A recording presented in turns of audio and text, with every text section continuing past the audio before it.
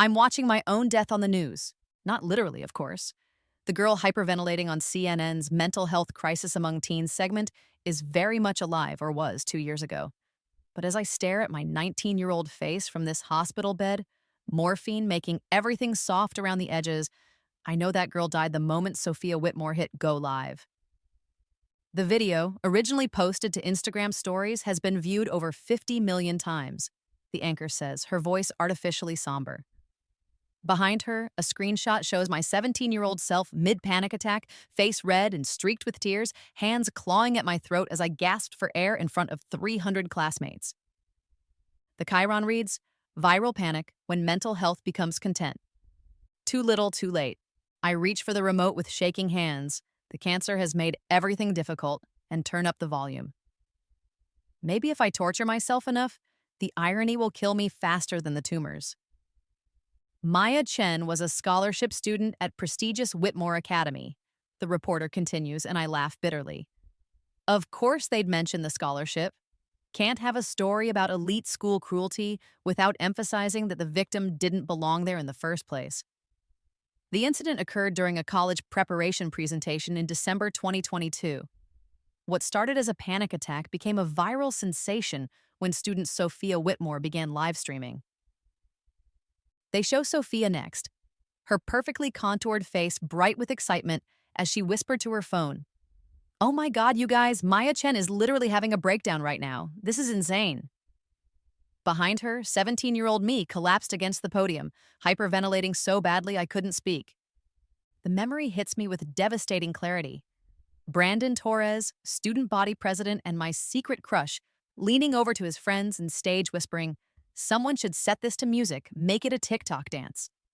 The laughter that rippled through the auditorium, the way he caught my eye right before I fainted and smirked. Brandon knew I had anxiety attacks because I'd trusted him with that information 3 weeks earlier when he'd been comforting me after a particularly brutal calculus exam. I'd thought he cared, but he'd planned this. He'd deliberately triggered me by switching the presentation topics at the last minute, knowing I'd prepared for weeks to discuss college application strategies, not overcoming personal obstacles, aka my immigrant parents' struggle to build their meditation studio from nothing. The panic attack wasn't random. It was orchestrated. The aftermath was swift and brutal, CNN continues. Chen became the subject of countless memes, TikTok remixes, and reaction videos. Her family's small meditation business faced harassment and boycotts. Maya Chen attempted suicide 6 months later. Attempted? I almost laugh at the euphemism. I'd succeeded, technically. Overdose of anxiety medication. Ironic enough to be poetic. But the paramedics had managed to restart my heart twice before I flatlined for the final time, and only I didn't stay dead. I'd found myself back here in this hospital bed, but not dying of cancer. Instead, I was 17 again, recovering from a minor car accident that had happened 3 months before the presentation. 3 months before Sophia destroyed my life for content. 3 months before Brandon revealed his true nature. 3 months to change everything. The news segment ends with my parents' tearful interview, filmed right after my suicide attempt. My mother, usually so composed, sobbing as she explained how the viral video had destroyed not just their business, but their faith in humanity. My father, proud and stoic, breaking down as he described finding my body. I turn off the TV and close my eyes. When I open them, I'm 17 again, and it's September 15th, 2022.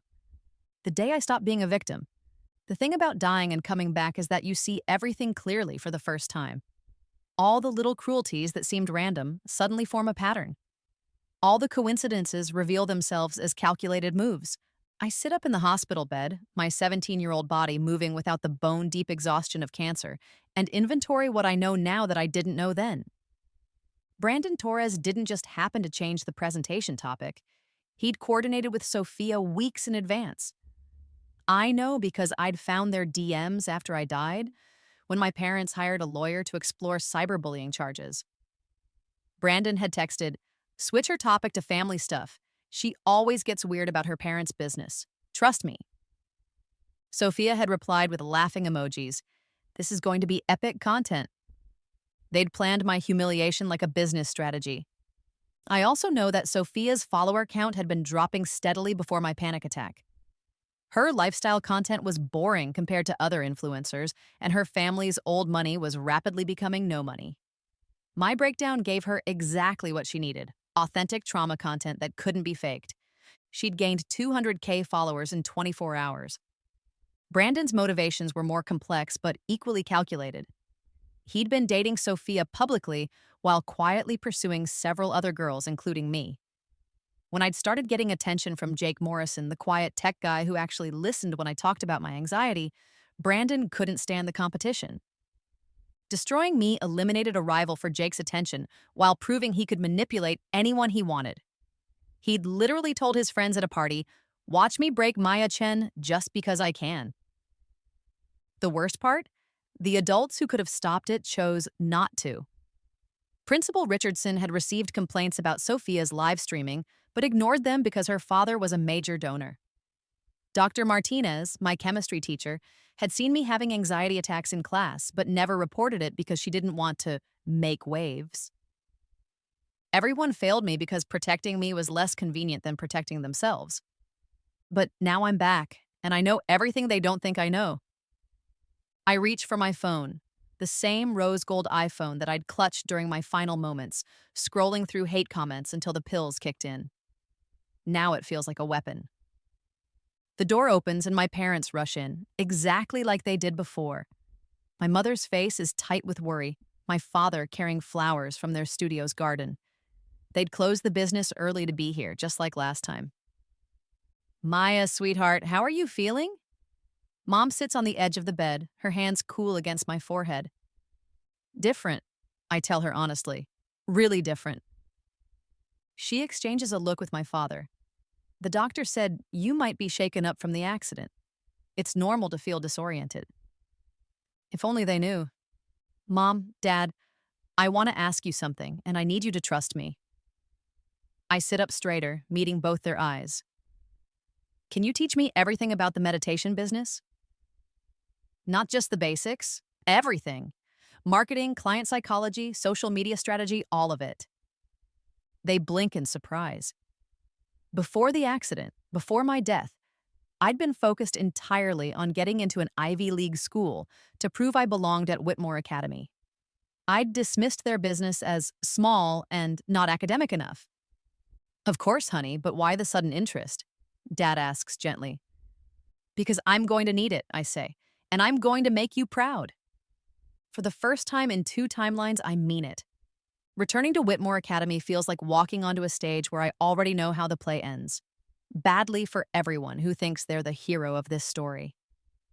The campus sprawls across 50 acres of manicured Connecticut countryside, all red brick buildings and ivy-covered walls designed to scream generational wealth.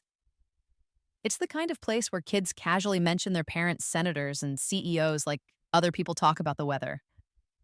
I park my mother's Honda Civic between a Tesla and a BMW, same as always. But this time, I don't feel the familiar stab of inadequacy. Instead, I feel something cold and sharp settle in my chest. "Maya!"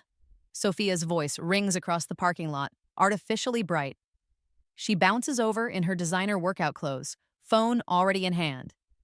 Even in my past life, she'd been documenting everything, but I'd been too naive to realize I was just potential content. "Oh my God, I heard about your accident. Are you okay?" She holds up her phone. "Say hi to my followers. They've been so worried about you." In my original timeline, I'd stammered something self-deprecating about being clumsy. This time, I look directly into her camera lens and say nothing. The silence stretches.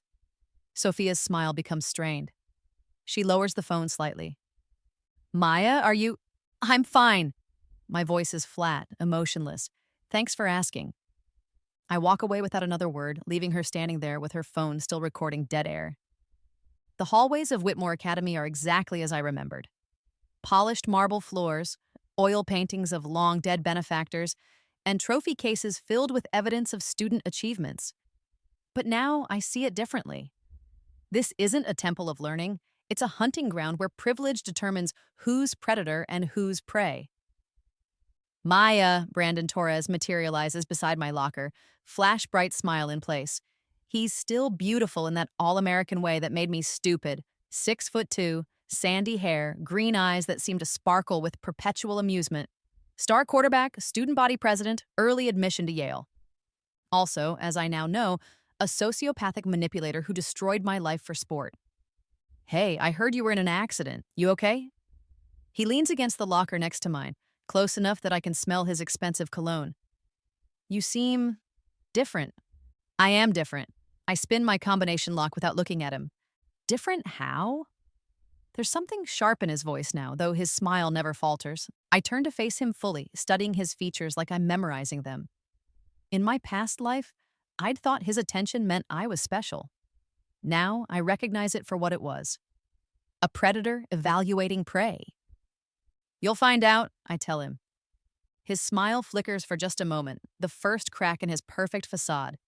The warning bell rings and I walk away without saying goodbye.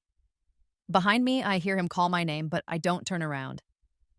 In AP Psychology, I take a seat in the back corner instead of my usual spot in the middle. Mrs. Chen, no relation despite sharing a name, starts her lecture on classical conditioning, and I take notes with mechanical precision. But I'm not really listening to her. I'm watching my classmates, cataloging their insecurities and pressure points with new eyes. Jessica Martinez, fidgeting with her designer bag. Her family's restaurant chain is failing, and she's terrified people will find out. David Kim, checking his phone obsessively. His parents' divorce is about to become public, and with it, their financial fraud scandal. Amanda Roberts, picking at her cuticles until they bleed. She's been self-harming since her brother's overdose last year. In my previous life, I'd been so focused on my own anxiety that I'd missed everyone else's pain. Now I see it clearly. We're all drowning in different ways, but some of us have learned to weaponize others' struggles to stay afloat. After class, Jake Morrison approaches my desk. He's still the same quiet tech genius with kind eyes and an awkward smile, but now I notice details I'd missed before. The expensive watch he tries to hide under his sleeve, the way he positions himself to stay out of everyone's photos, the careful distance he maintains from the popular crowd. Hey, Maya, he says softly. I wanted to check on you, after the accident, I mean. You seem different, I finish for him. Everyone keeps saying that. Yeah, but different how? He struggles for words. You're quieter, but not in a sad way, in a focused way. Like you figured something out the rest of us haven't. I look at him. Really look at him. In my past life, Jake had been my closest friend at Whitmore, the only person who genuinely cared about my well-being. He'd tried to help me after the panic attack went viral, but I'd been too broken to accept support from anyone. I have figured something out, I tell him. The question is whether you want to help me with it. His eyes sharpen with interest. What kind of help? The kind that changes everything. Word spreads quickly at Whitmore Academy. Maya Chen has gone weird. It starts with small things. I stop participating in class discussions unless directly asked. I don't laugh at Brandon's jokes during lunch. I don't respond to Sophia's attempts to include me in her Instagram stories. I speak only when spoken to, and even then, my responses are economical. Maya, what did you think about the protagonist's choice in Chapter 12? Mr. Davies asks during AP Literature. It was strategically sound given her available information, I reply. The class exchanges glances. The old Maya would have given a detailed analysis peppered with self-doubt and requests for validation. The new Maya states facts and moves on. Would you like to elaborate? Mr. Davies presses. No. Brandon tries a different approach during chemistry lab.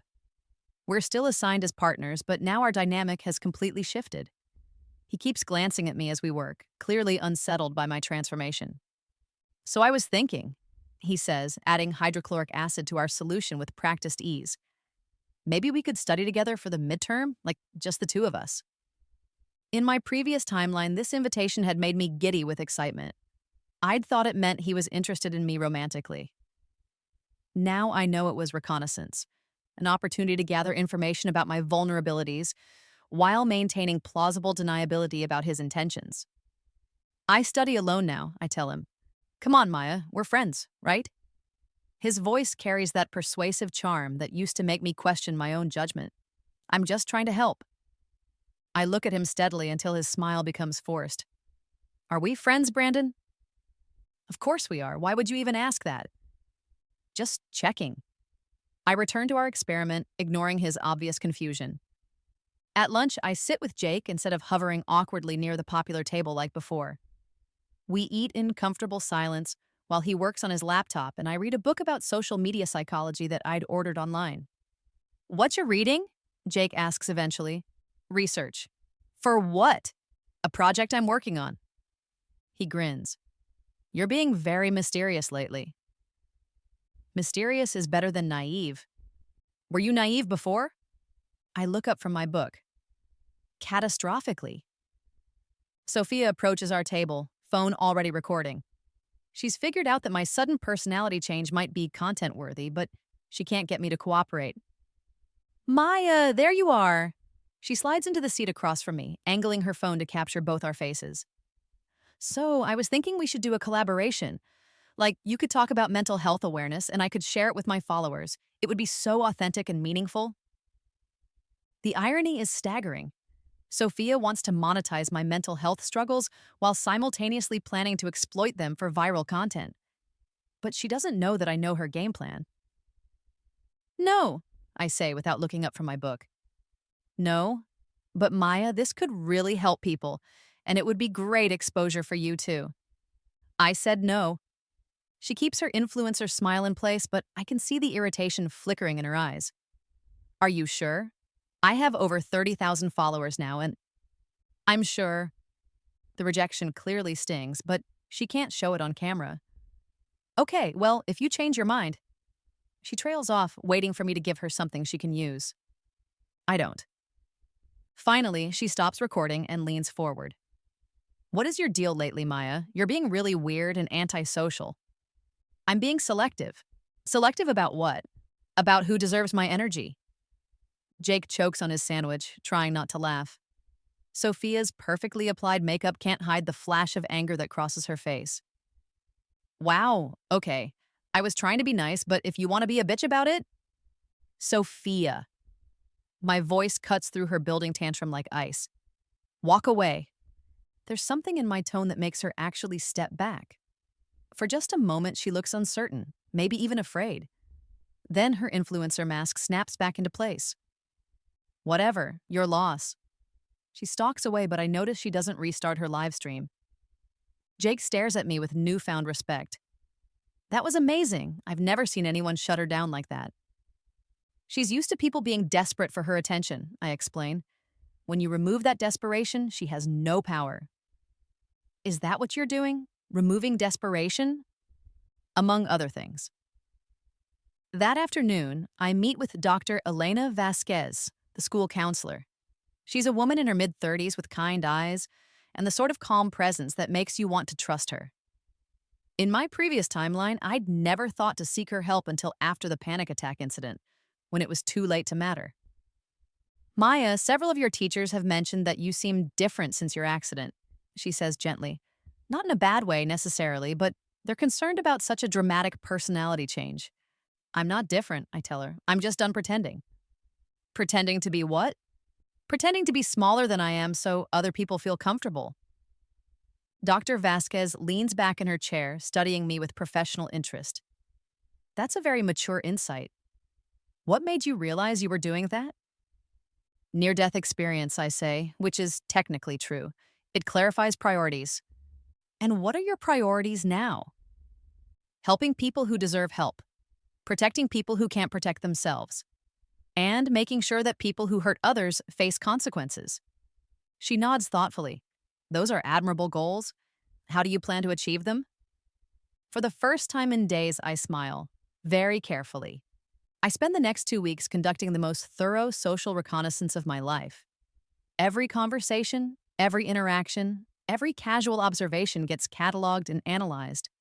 I'm building a psychological profile of Whitmore Academy's entire social ecosystem, and the results are more disturbing than I'd expected. During lunch periods, I position myself in corners where I can observe without being noticed. Jake thinks I'm antisocial. Actually, I'm conducting surveillance. Jessica Martinez sits alone, despite having hundreds of social media followers, picking at a salad she clearly can't afford to finish. Her family's restaurant empire is hemorrhaging money, but she's maintaining appearances by buying designer clothes with credit cards. The stress is literally eating her alive. David Kim jokes constantly to deflect attention from his parents' messy divorce proceedings, which will soon reveal his father's embezzlement from his medical practice. David knows it's coming, but can't bring himself to prepare his friends for the scandal. Amanda Roberts cuts herself in the bathroom during third period every Tuesday and Thursday, always in places her clothes will cover. Her brother's overdose 6 months ago shattered her family, but everyone expects her to be over it by now. These are just the visible struggles. Every student at Whitmore is carrying trauma, but the social hierarchy demands they hide it or weaponize it. Show weakness and become a target. Show strength by targeting others. It's a system designed to create predators and prey with no middle ground for simple humanity.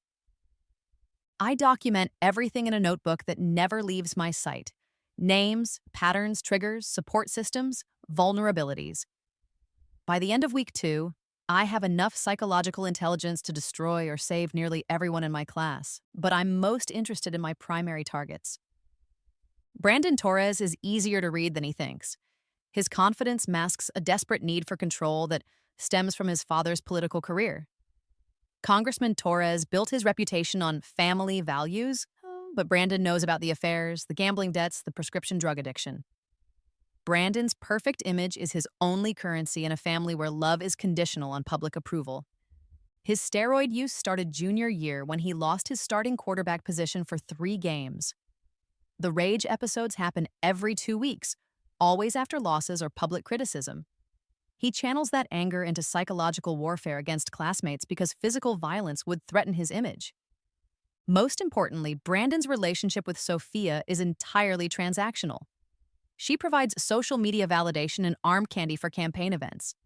He provides access to elite social circles and protection from consequences. Neither actually likes the other, but they're useful to each other. Sophia Whitmore is more complex. Her family's financial collapse happened gradually, then all at once. Her father's hedge fund made increasingly desperate investments to maintain their lifestyle, leading to illegal trading practices that are about to be exposed by the SEC. Sophia knows their house, cars, and designer wardrobe are all borrowed time. Her Instagram influencer career started as a hobby but became a lifeline when she realized it might be her only path to financial independence. She's not naturally cruel, she's strategically cruel. Every viral post is calculated to generate engagement, regardless of who gets hurt in the process. The most damaging information comes from Jake's AV recordings. As the school's tech support, he has access to security cameras, computer logs, and confiscated devices. With his help, I've compiled evidence of Brandon's steroid purchases from a dealer who sells to half the athletic team, Sophia coordinating with other influencers to target specific students for content, multiple instances of academic cheating among the popular crowd, several cases of cyberbullying that the administration ignored, financial improprieties in student government fund management. This is insane, Jake whispers as we review the evidence in the empty AV room after school. We have enough here to get half the student body expelled. I don't want them expelled, I tell him. Expelled students become someone else's problem. I want them reformed. Reformed how? By experiencing consequences that actually teach them something. Jake studies the photos and screenshots spread across the table. Maya, some of this evidence, how did you know where to look? It's like you already knew what we'd find. I meet his eyes steadily. I'm good at reading people. You're 17. Nobody's that good at reading people. I've had practice. He doesn't push, but I can see him filing the question away for later. Jake's brilliant.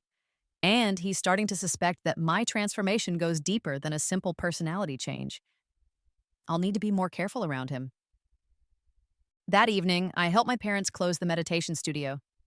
It's a small space in a strip mall between a nail salon and a tax prep office, but my mother has transformed it into something beautiful. Soft lighting, comfortable cushions, the gentle sound of a water fountain in the corner. How was school today, sweetheart? Mom asks as she dims the lights. Educational. Dad locks up while I carry meditation mats to his car. Maya, your mother and I have been talking. This change in you since the accident. We're proud of how mature you've become, but we're also concerned. You seem so serious now, so focused on things that used to not interest you. Maybe I just grew up. Maybe, but growing up doesn't have to mean growing cold. I stop loading mats and look at him. I'm not cold, Dad. I'm strategic. There's a difference. Strategic about what? About making sure good people don't get hurt by bad people. He studies my face in the parking lot's fluorescent light. And who decides who's good and who's bad? Their actions decide. I just pay attention. Mom joins us, having finished locking up. Maya, promise us something. Whatever you're planning, and don't deny it, we can see you're planning something. Promise us it won't change who you are at heart. Who am I at heart? Compassionate, she says immediately. Kind. Someone who wants to heal the world, not hurt it. I consider this. In my previous life, those qualities had made me a victim. In this life, maybe they can make me something more dangerous, someone who protects the innocent by neutralizing threats. I promise, I tell them, that everything I do will be in service of healing. It's not a lie. Sometimes healing requires surgery, and surgery requires cutting away diseased tissue. But my parents don't need to know that yet. The transformation of Maya Chen accelerates in week 3. Where I was once invisible, I become mysteriously compelling. Where I once sought approval, I offer it selectively. Where I once absorbed cruelty, I deflect it with surgical precision. It starts with Lily Patterson, a freshman who reminds me painfully of my former self. She sits alone at lunch, reading fantasy novels while kids mock her secondhand clothes and thick glasses. In my original timeline, I'd been too focused on my own survival to notice her. Now I see her clearly, brilliant, kind, and completely defenseless against the social predators circling her. Mind if I sit? I ask one Tuesday, settling beside her without waiting for an answer. She looks up from her book, Brandon Sanderson, good choice, with obvious suspicion. Are you going to film this? Post it somewhere? Ask me to do something embarrassing? No. Then why are you talking to me? Because you're reading The Way of Kings, and anyone with that level of commitment to epic fantasy is worth knowing. A tiny smile breaks across her face. Really? Really. Also because some people have been bothering you, and I wanted to make sure you know you don't have to handle it alone. Her smile fades. What do you mean? I slide a folded piece of paper across the table. These are techniques for managing anxiety and social stress. Also, my number if you ever need someone to talk to.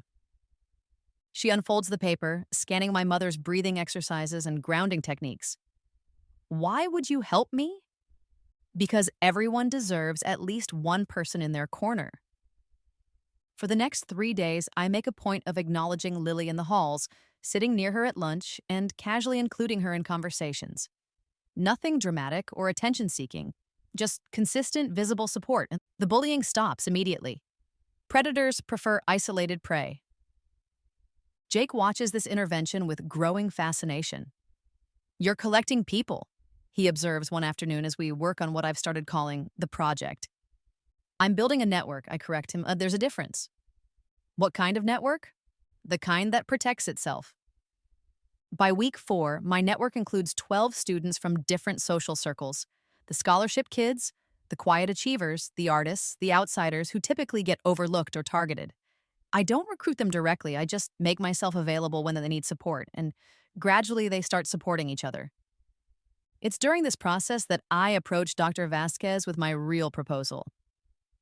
I want to start a peer support group, I tell her during our weekly check-in. Something focused on stress management and emotional intelligence. She looks intrigued. What kind of format were you thinking? Small groups, maybe 8 to 10 students each. We'd meet weekly to practice mindfulness techniques, discuss healthy coping strategies, and just be honest about how hard it is to be 17. That's a wonderful idea, Maya. Do you have training in group facilitation? My parents run a meditation studio. I've been learning their techniques since I was 12. This is true, though I'd never paid serious attention until after my rebirth. I also think there's a real need for this kind of support at Whitmore. What makes you say that? Because everyone here is struggling with something, but the social pressure makes it impossible to admit weakness. People are suffering in isolation when they could be healing in community. Dr. Vasquez leans forward, clearly engaged. You've given this a lot of thought. I've given everything a lot of thought lately. Have you considered making this into something bigger? Maybe developing it as an app or online resource? My pulse quickens. This is exactly where I wanted the conversation to go. Actually, yes. I've been researching meditation apps and social support platforms. I think there's room for something specifically designed for teenagers. What would make it different? Authenticity. Most wellness apps are created by adults who've forgotten what teenage stress actually feels like. Also, peer-to-peer support rather than top-down instruction. Sometimes you need advice from someone who's facing the same challenges you are. She nods enthusiastically. Maya, this is exactly the kind of initiative our school needs. Would you be interested in piloting it here? Maybe starting with a small group and seeing how it develops? I'd love to. What would you need from the administration? Permission to meet on campus. Maybe access to one of the smaller conference rooms, and I pause as if the idea just occurred to me. Would it be possible to get approval for recording sessions? Nothing identifying, just audio of the techniques and discussions. For students who can't attend in person. I think that could be arranged with proper consent forms. Perfect. Jake's AV setup will ensure those recordings are much higher quality than Dr. Vasquez imagines, and they'll form the foundation of my app's content library. That evening, I work with my parents to formalize the techniques I'll need. We spend hours in their studio, with Mom teaching me advanced breathing exercises, while Dad explains the business side of wellness services. I'm proud of you, Maya, Mom says as we practice a guided meditation. This desire to help other students, it shows real maturity. Thanks, Mom. But I'm also curious about the timing. This sudden interest in our work right after your accident? I open my eyes and look at her. The accident made me realize how quickly everything can change. I don't want to waste time anymore. And you think helping others is the best use of your time?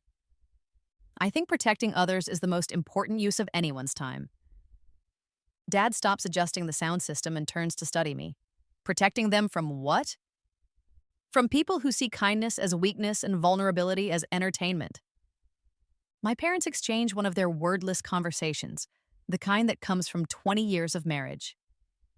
Maya, Dad says gently, are you planning to use what we're teaching you as some kind of weapon? The question catches me off guard with its perceptiveness. Not a weapon, a tool. What's the difference? Weapons destroy, tools build. I'm planning to build something that makes it harder for cruel people to hurt innocent ones. Mom nods slowly. And if the cruel people don't like being stopped, then they'll learn what it feels like to be powerless.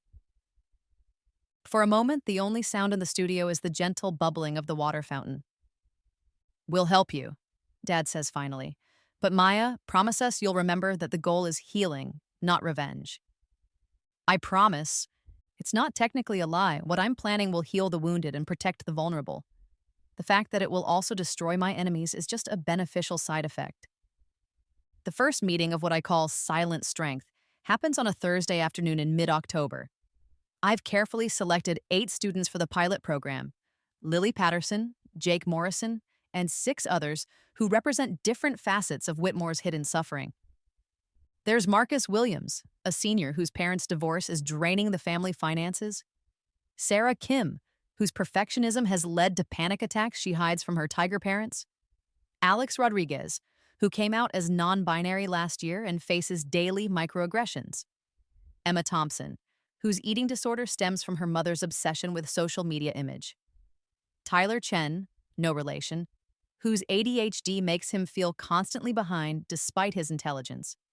And Rebecca Martinez, whose depression manifests as explosive anger that's getting her labeled as a problem student. They sit in a circle in Dr. Vasquez's conference room, looking anywhere but at each other.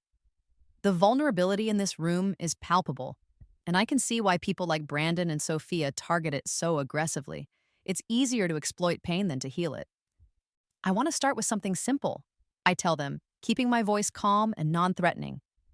Everyone close your eyes and focus on breathing. 4 counts in, hold for 4, out for 4, Hold for 4. Just focus on that rhythm. The first few minutes are awkward. Tyler can't sit still. Rebecca keeps checking her phone. Emma looks like she might bolt for the door. But gradually, the room settles. The breathing exercise my mother taught me works exactly as intended, creating a shared sense of calm that makes vulnerability feel safer. Now, I say softly, I want everyone to think about one moment in the last week when you felt completely alone. Not physically alone, emotionally alone. Like no one in the world could understand what you were going through. I give them a minute to sit with that feeling. Keep your eyes closed, but raise your hand if you can think of a specific moment. 8 hands go up. Now think about this. Everyone in this room just raised their hand. Everyone here knows exactly what that loneliness feels like. You're not as alone as you thought. I see shoulders relax, defensive postures soften.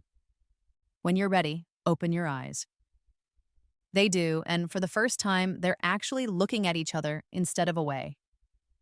The thing about Whitmore Academy, I continue, is that it's designed to make us compete instead of connect. But competition breeds isolation, and isolation breeds suffering. What if instead of competing, we just supported each other? How? Sarah asks quietly. I mean, everyone here has their own problems. How can we support others when we're barely handling our own stuff? Because sometimes it's easier to be strong for someone else than for yourself, Rebecca says unexpectedly. Like I can't stop my own anger spirals. But if someone was attacking Lily, I'd lose my mind defending her. Lily blushes but smiles. Really? Really? You're like the nicest person in this school, and anyone who messes with you is messing with me. The protective instinct spreads around the circle. Marcus nods at Tyler. Same. Like I know what it's like when your brain works differently than everyone expects. And I know what it's like when your parents' expectations feel impossible, Sarah adds, looking at Emma. Within minutes, they've formed natural support partnerships based on shared experiences rather than social hierarchies. This is exactly what I hoped would happen. So here's what I'm thinking, I tell them. What if we made this bigger? Not just a weekly group, but a real support system. A way for students who are struggling to find each other and help each other. Like a club? Alex asks. Like an app. I explain my vision. A platform where students can access meditation techniques, connect with peers facing similar challenges, and practice emotional intelligence in a safe environment. Nothing that violates privacy or forces disclosure, just voluntary support for those who want it. That sounds amazing, Emma says. But who would use it? I mean, admitting you need help at Whitmore is basically social suicide. What if we made needing help feel normal instead of shameful?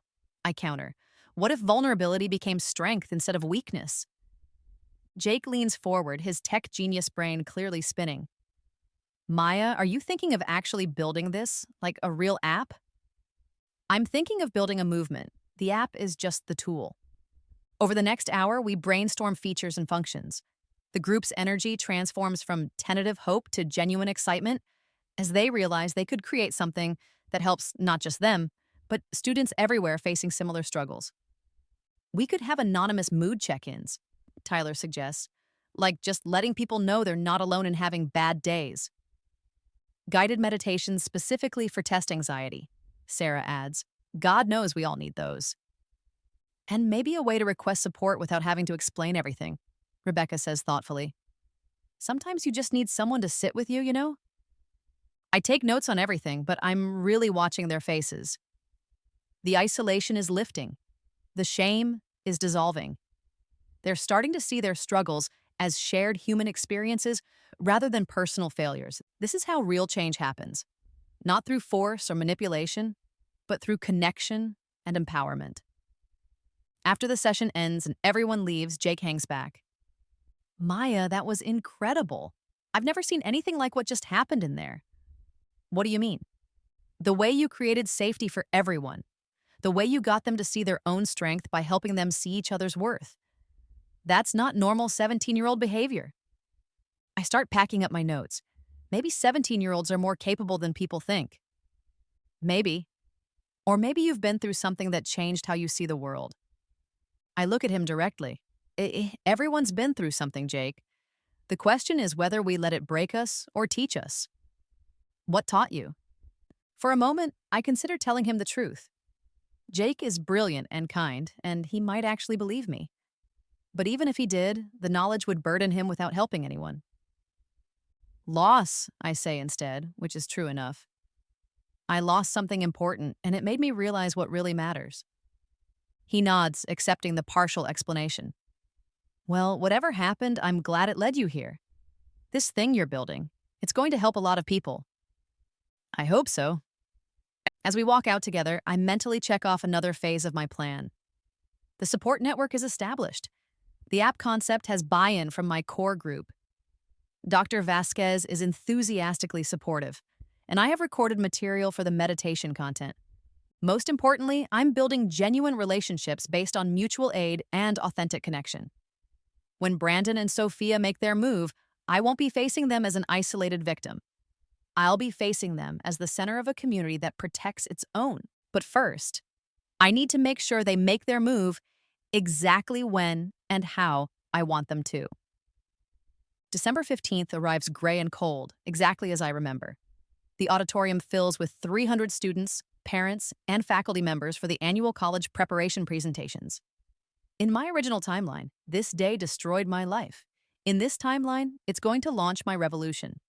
I arrive early to set up Jake's equipment, hidden cameras positioned at strategic angles, backup audio recording from multiple sources, and a live stream system that will broadcast everything to my own social media accounts instead of leaving the narrative in Sophia's hands. You sure about this? Jake whispers as he adjusts the final camera angle. Once we go live, there's no taking it back. I'm sure. And you're really going to fake a panic attack? I'm not going to fake anything, but I am going to control how people interpret what they see. Dr. Vasquez finds me in the staging area, clipboard in hand and concern in her eyes. Maya, are you ready for this? I know public speaking can be challenging, especially given your anxiety history. I'm ready, I tell her. More ready than I've ever been for anything. Remember, if you start feeling overwhelmed, just focus on your breathing exercises and know that everyone here is rooting for you. If only she knew how complicated everyone really is. The presentations begin at 2 p.m. I watch from backstage as my classmates deliver polished speeches about their college goals and personal growth.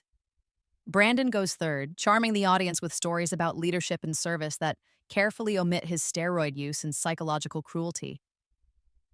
Sophia goes seventh, presenting herself as a mental health advocate while planning to monetize my breakdown for content. The irony is so thick I could choke on it. Maya Chen, you're up next, Mrs. Rodriguez announces. I walk onto the stage, and for a moment, the familiar anxiety hits me like a physical force. The lights are too bright. The audience is too large. My heart rate spikes and my palms sweat. But this time, instead of fighting the anxiety, I breathe into it. I let it fill me completely, and then I transform it into something else. Power. My name is Maya Chen, I begin, my voice carrying clearly through the auditorium's sound system. And I want to talk to you about the difference between vulnerability and weakness. In the front row, I see Brandon's expression sharpen. This isn't the topic we'd discussed. In fact, there is no topic we'd discussed because this time, I didn't fall for his manipulation. I continue, my voice steady despite the adrenaline flooding my system. 3 months ago, I was in a car accident that could have killed me. And in those moments when I thought I might die, I realized something important. I had been living my entire life trying to be small enough that no one would notice me. Murmurs ripple through the audience. This is more personal than most presentations. I made myself small because I thought it would keep me safe. If I didn't take up too much space, if I didn't ask for too much attention, if I just quietly achieved and quietly suffered, then maybe the predators wouldn't notice me. Brandon shifts uncomfortably in his seat. Sophia has her phone out, but she's not recording yet. She's waiting for me to break down. But here's what I learned about making yourself small. It doesn't protect you. It just makes it easier for cruel people to pretend you don't matter when they hurt you. My breathing becomes more shallow, more rapid. My hands start to shake slightly. To the audience, it looks like the beginning of a panic attack. And technically it is. But instead of fighting it, I lean into the microphone and continue speaking. So I want to talk about what real strength looks like. Real strength isn't pretending you don't feel pain. Real strength is feeling the pain completely and choosing to transform it into something that protects other people. My voice cracks slightly. My hands tremble as I grip the podium. In the audience, I see concerned faces, including my parents' worried expressions. And I see Sophia finally start recording. You see, the thing about anxiety attacks, I continue, my breathing becoming more labored, is that they're not a sign of weakness. They're a sign that your nervous system is trying to protect you from a threat it perceives as real. Now I'm fully in the grip of the attack. My heart is racing, my vision is tunneling, and I can feel sweat beating on my forehead. But I keep talking because this time the attack serves my purpose instead of derailing it. And sometimes, I say, my voice becoming more urgent, the threat is real. Sometimes there are people who see your vulnerability as entertainment. Sometimes there are people who will weaponize your pain for their own benefit. I look directly at Sophia's phone camera, then at Brandon's face. Sometimes the people you trust most are the ones planning to destroy you. The attack peaks. I'm gasping now, gripping the podium to stay upright, but I don't stop speaking. So here's what I want everyone in this room to know. If you're struggling with anxiety, depression, or any form of mental health challenge, you are not alone. You are not weak, and you deserve support, not exploitation. Through my tunnel vision, I see Dr. Vasquez starting to stand, ready to intervene, but I hold up one shaking hand to stop her. I'm starting something called Silent Strength, I managed to say through the attack. It's an app designed by students, for students, to provide real peer support for mental health challenges. Because the opposite of suffering in silence isn't performing your pain for others' entertainment. My breathing is so rapid now that I can barely speak, but I force out the final words. The opposite of suffering in silence is healing in community. And then I do something that surprises everyone, including myself. I pull out my own phone and start my own live stream. Hi, everyone, I say to my camera, still breathing heavily, but speaking directly to the lens. I'm Maya Chen, and I'm currently having a panic attack on stage at my school. And I want you to see what that actually looks like and what it doesn't look like. The auditorium has gone completely silent. Even Sophia has stopped recording, too shocked by this turn of events.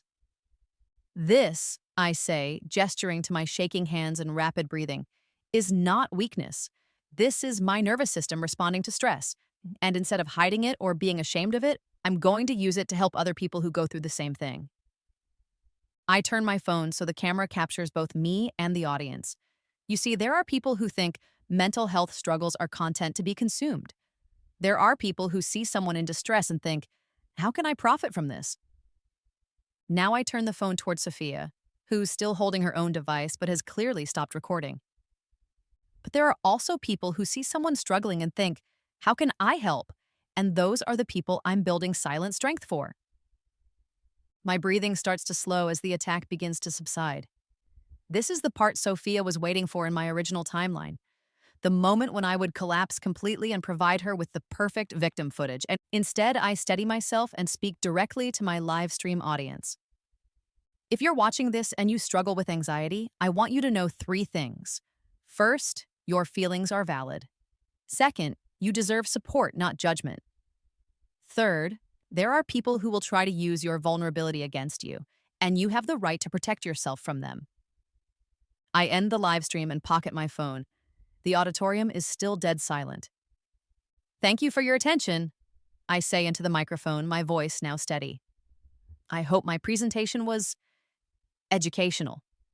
And then I walk off stage, leaving 300 people in stunned silence, and Sophia Whitmore with absolutely no usable content for her exploitation campaign.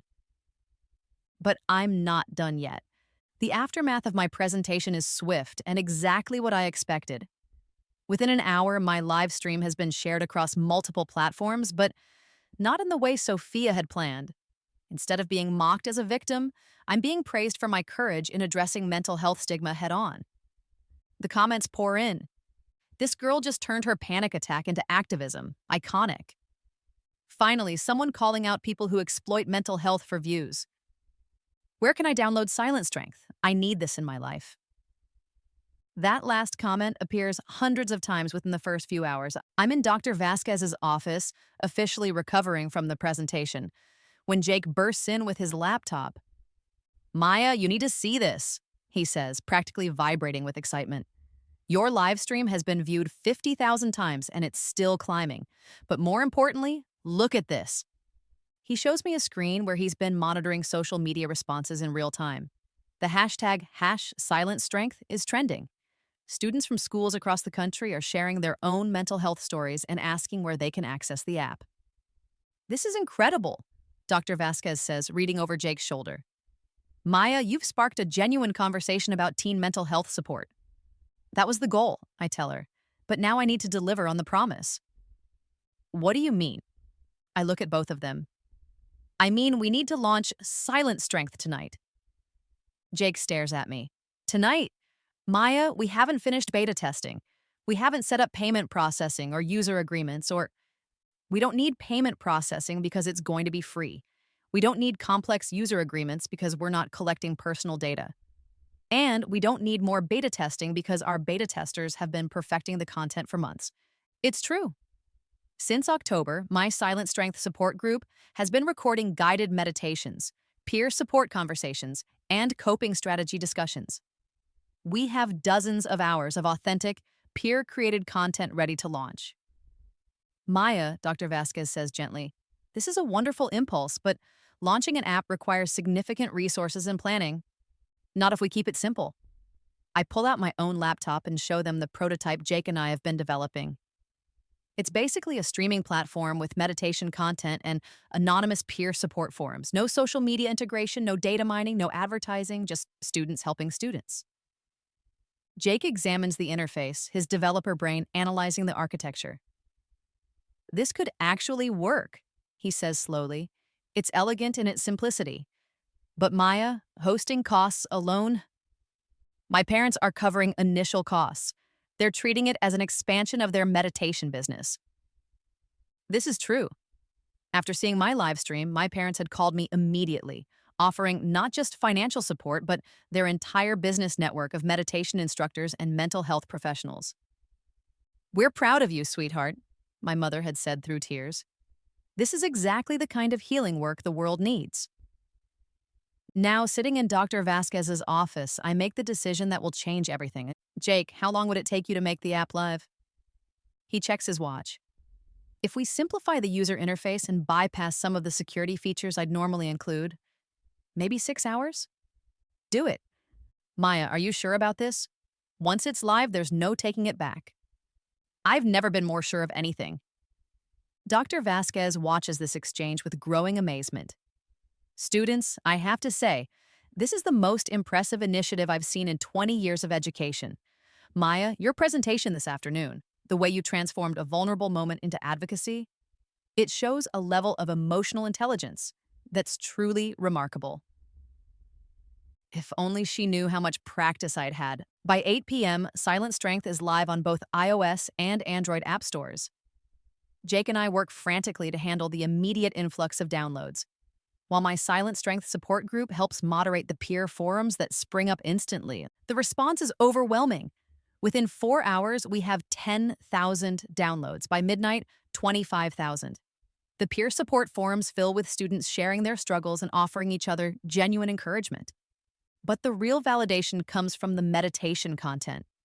The recordings my support group made, authentic teens talking through breathing exercises, sharing coping strategies, discussing the reality of anxiety and depression, resonate in ways that adult-created content never could. Oh my God, Rebecca posts in our private group chat. I just read a review from a girl in Texas who said our panic attack management session saved her from a breakdown during finals. We actually helped someone on the other side of the country. There's a whole thread in the depression forum about people who felt suicidal but reached out for peer support instead, Emma adds. Like we're literally saving lives. It's 2 a.m. when my phone rings. I expect it to be my parents checking on me, but instead it's a number I don't recognize. Is this Maya Chen? The voice is professional, older. Yes, who is this? My name is Dr. Patricia Williams. I'm a adolescent psychiatrist at Johns Hopkins, and I've been following the response to your app launch. I wanted to congratulate you on creating something truly innovative in the teen mental health space. I sit up in bed, suddenly wide awake. Thank you, Dr. Williams. I'm calling because I'd like to discuss partnering with you to expand Silent Strength's resources. We have a team of teen mental health specialists who would be interested in contributing content and potentially funding to help you scale the platform. That's incredible. What you've done, Maya, creating peer-to-peer mental health support that feels authentic to teenage experiences, it's exactly what our field has been trying to figure out for years. You've solved it instinctively. After we hang up, I lie in bed staring at the ceiling. In less than 12 hours, I've transformed from a victim of cyberbullying into a teen mental health advocate with a platform that's is already helping thousands of students. But I'm not done yet, because while I was building my empire, my enemies were digging their own graves. And tomorrow, they're going to discover just how deep those graves really are. The next morning, Sophia Whitmore wakes up to discover that her world has collapsed overnight. It starts with her follower count, which has dropped by 15,000 while she slept. Her DMs are flooded with accusations and criticism from viewers who saw my live stream and realized what she'd been planning to do. You were literally waiting for her to break down so you could film it. Imagine being so desperate for content that you exploit mental health crises. This is disgusting, unfollowed and blocked. But the social media backlash is just the beginning. At 7 a.m., Jake's carefully orchestrated information release begins. Remember all that evidence we'd collected over the past 2 months? Remember how Sophia had been planning to monetize my panic attack while simultaneously building her personal brand as a mental health advocate? The hypocrisy is about to become very public. First, a series of screenshots appears on an anonymous Instagram account. DMs between Sophia and other influencers discussing strategies for provoking authentic trauma content from classmates. The conversations are damning in their casual cruelty. Just got Maya to talk about her parents' financial struggles. Going to see if I can trigger something usable during her presentation. Genius. I did the same thing with that girl from Portland. Made $2K in brand partnerships off her eating disorder content. The key is making it look supportive afterward. Post some mental health awareness stuff and everyone thinks you're an advocate instead of a vulture. The screenshots go viral within hours. #Sophia Whitmore exposed trends alongside #silent strength. But we're just getting started. At noon, another anonymous account releases financial records showing the Whitmore family's bankruptcy and Mrs. Whitmore's shoplifting arrests. Sophia's entire lifestyle, the designer clothes, the expensive coffee dates, the luxury travel, was funded by credit card fraud and insurance scams. The girl who'd built her brand on aspirational wealth was broke and desperate, exploiting other people's pain because she had nothing authentic to offer. By 2 p.m., the SEC announcement breaks. Richard Whitmore is under investigation for securities fraud, insider trading, and embezzlement. The family's assets are frozen, and criminal charges are pending. I watch it all unfold from the Silent Strength app analytics dashboard where user registrations continue climbing steadily. We're at 50,000 downloads now, with peer support threads in dozens of languages as students around the world share the platform. Maya, Jake says, monitoring the social media storm from his laptop. Sophia's trying to do damage control. She just posted a video claiming the screenshots are fake and that she's actually a victim of cyberbullying. I pull up her video. Sophia sits in her bedroom, which I notice no longer displays the luxury items she used to feature prominently, with tears streaming down her face. I know there are rumors going around about me, and I just want everyone to know they're not true, she says, her voice breaking. I have always been supportive of mental health awareness. I would never exploit someone else's struggles for content. The screenshots people are sharing are fake, created by people who want to destroy my reputation. The performance is almost convincing. Sophia is genuinely talented at manipulating emotions, and under different circumstances, this video might have generated sympathy. But Jake and I prepared for this exact response. At 3 p.m., the final piece of evidence drops. Actual video footage of Sophia coaching other students to act more traumatized for her content, setting up shots of herself comforting people in distress, and explicitly discussing how to monetize mental health content without getting called out for exploitation.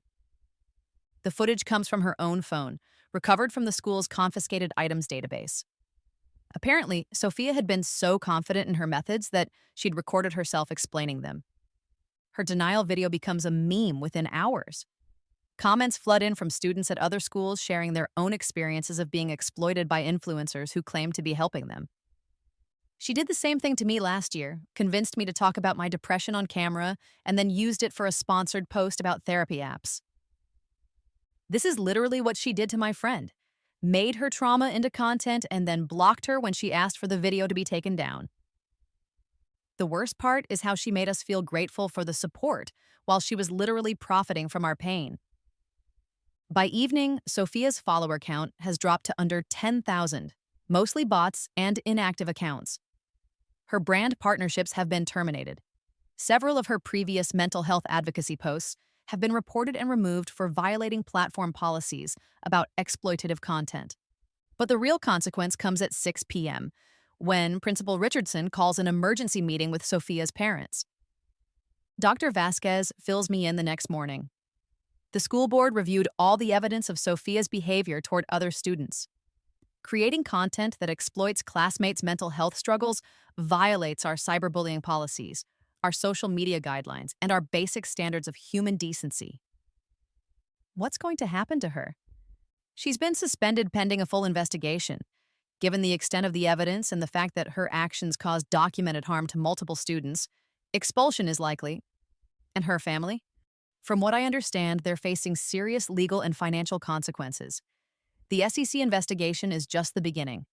There are also civil lawsuits from investors who lost money due to Mr. Whitmore's fraudulent practices. I nod solemnly, but inside I'm calculating. Sophia's expulsion from Whitmore will make it nearly impossible for her to get into any decent college, especially with her family's financial collapse. Her influencer career is over. Her social circle has abandoned her. Her future plans are in ruins. It's exactly what she deserves for turning human suffering into entertainment. But I'm not done yet, because Sophia was just the opening act. Brandon Torres is about to discover that karma has perfect timing. Brandon Torres has always believed that charm could solve any problem. In his world, the right smile, the right words, and the right connections could smooth over any consequence. He's spent 18 years learning that rules don't apply to people like him, wealthy, athletic, politically connected. He's about to learn how wrong he is. The first crack in his perfect facade comes during Monday's student council meeting. We're discussing budget allocations for spring activities, and Brandon is in his element, charismatic, authoritative, seemingly in complete control. That's when Jake's first revelation drops. Actually, before we vote on the budget, Jake says, standing up in the back of the room, I think everyone should see how last year's funds were actually used.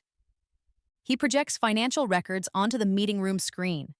The numbers tell a damning story.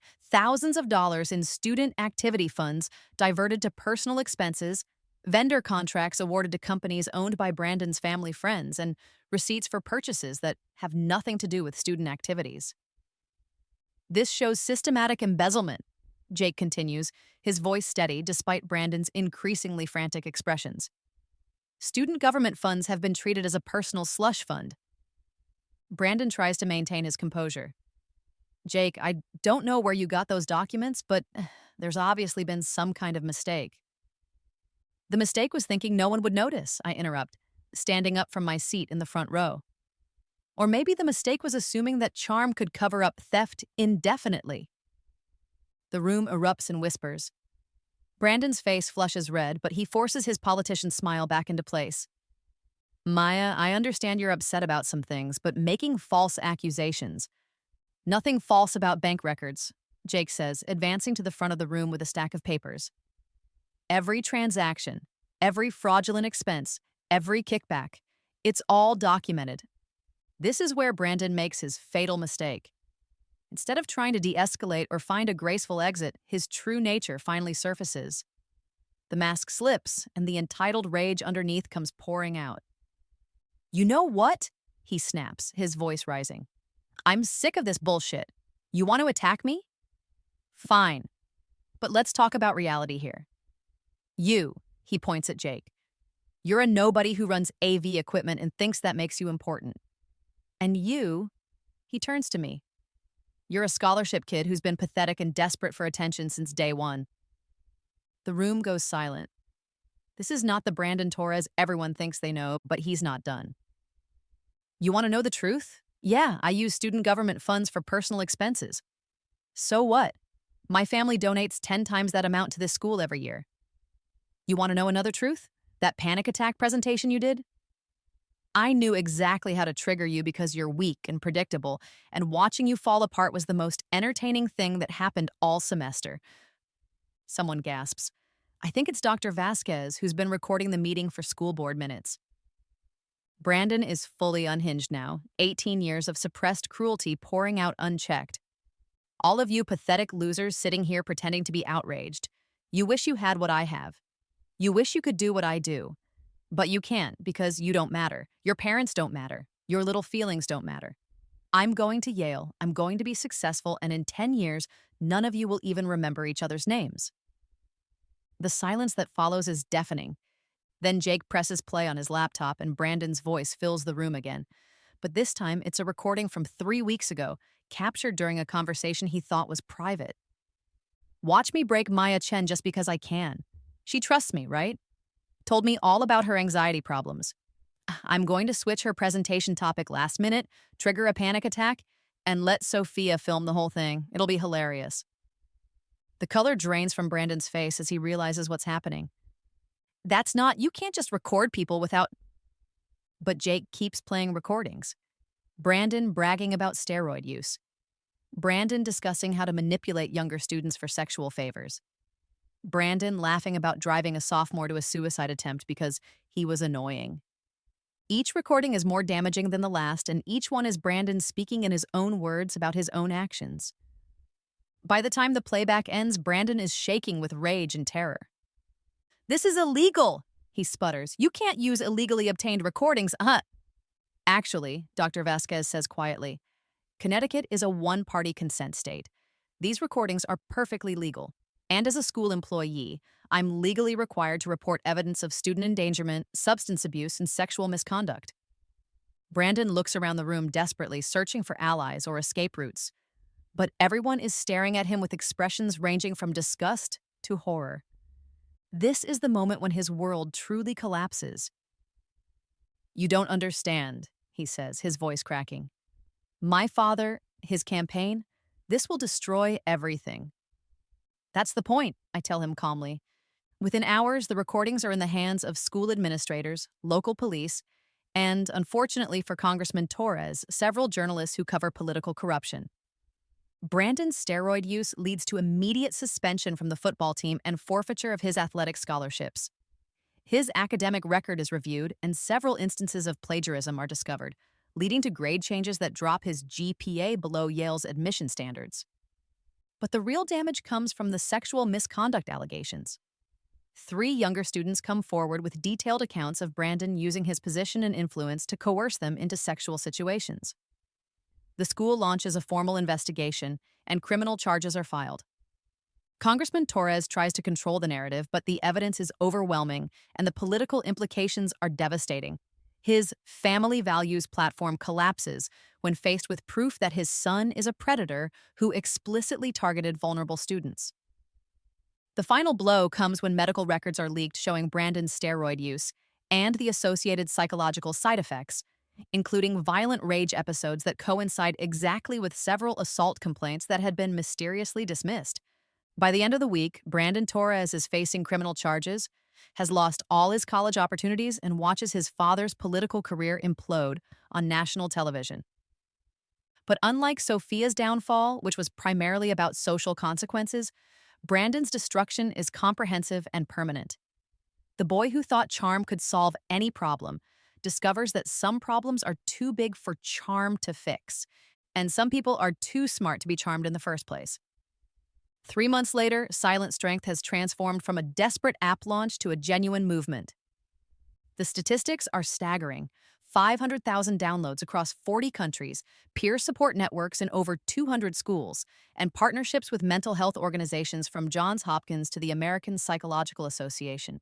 But the numbers don't capture the real impact. I'm sitting in what used to be my parents' small meditation studio, which has now expanded into a 3-room wellness center with a waiting list for classes. The success of Silent Strength has brought national attention to their business, leading to consulting contracts with school districts and healthcare systems across the Northeast. Maya, you have a call from the TED Talk people, my mother says, poking her head into what's now my official office space. They want to confirm your availability for the Youth Mental Health Summit in March. I nod, finishing up a review of user feedback from the latest app update. The evolution of Silent Strength has been organic and user-driven. Students suggest features, our peer moderators test them, and Jake's development team implements the ones that genuinely serve the community. We've added anonymous crisis intervention protocols that connect at-risk users with trained counselors. We've created study groups for students with anxiety disorders and ADHD. We've built safe spaces for LGBTQ plus teens, kids dealing with family trauma, and students facing academic pressure. Most importantly, we've proven that peer support works. The data shows consistently better outcomes for students who engage with Silent Strength compared to those who rely solely on traditional adult-provided mental health services. The Johns Hopkins partnership is official, Jake announces, joining me in the office with his laptop. Dr. Williams got approval for the research grant. We'll have funding for 3 years of development and impact studies. How much funding? $2.7 million. I stop typing and stare at him. Million? With an M? With a very big M, Maya, we're not just building an app anymore. We're revolutionizing how mental health support works for young people. The responsibility is overwhelming and exhilarating at the same time. 6 months ago, I was a victim of cyberbullying with no power to protect myself. Now I'm running an organization that helps thousands of students every day. But the most satisfying part isn't the success. It's the transformation of my original Silent Strength support group. Rebecca Martinez is now our head peer moderator, using her experience with anger management to help other students develop healthy coping strategies. Her own emotional regulation has improved dramatically as she's found purpose in helping others. Lily Patterson has become our content creator, writing guided meditations and coping strategies specifically for social anxiety. The shy freshman who used to hide behind fantasy novels now speaks confidently to groups of 50 or more students. Emma Thompson leads our body image and eating disorder support network, turning her own recovery journey into resources that have helped hundreds of teens develop healthier relationships with food and self-image. Marcus Williams manages our family crisis support groups, helping kids whose parents are divorcing, facing financial difficulties, or dealing with addiction. His own experience with family instability has made him incredibly effective at helping others navigate similar challenges. Tyler Chen runs our ADHD and neurodivergent support networks, creating study strategies and social skills resources that work specifically for brains that function differently. His energy and creativity have made these some of our most popular community spaces. Alex Rodriguez coordinates our LGBTQ+ support groups, ensuring that queer students have safe spaces to connect and access resources.